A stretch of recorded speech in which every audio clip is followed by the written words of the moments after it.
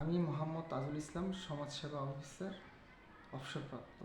আমার বাড়ি মুরাদনগর, কুমিল্লা। আমি নবীনগর অধিবাসী। আমি 1 বছর ধরে ডায়াবেটিস রোগীতে ভুগতেছি। আমার ওষুধ খাওয়া দেখে আমার ভাতিজা নাজমুল হুদা বলল যে আপনি ইয়োগা করেন। ইয়োগা করার পর দেখলাম আমি ইনশাল্লাহ ভালো আছি। আমার ভাইয়ের মাধ্যমে আমি ইয়োগা করি এবং এখনও আল্লাহর রহমতে সুস্থ আছি। আপনারাও আসেন। ইয়োগা আপনি কতদিন ধরে করতেছেন? আমি ইয়োগা প্রায় 15-20 দিন হবে।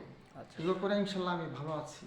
আচ্ছা, ইয়োগা করার আগে আপনার ডায়াবেটিস ছিল, এখন ডায়াবেটিস ছিল, টেনশন ছিল, ভাবতাম বসে বসে ভাবতাম, এখন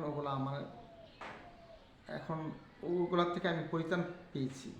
আমি ইনশাল্লাহ ভালো আছি। এখন কি ওষুধ একেবারেই নিতে হয় না না? আমি এখন ওষুধ খাই না বললেই হয়। আচ্ছা, মানে তার মানে বলা যায় যে আপনি ডায়াবেটিস থেকে ফুললি এখন মুক্ত, মানে ওষুধ আমি যদি নিতে। ডায়াবেটিস কম, এটা আমি বলতে পারবো।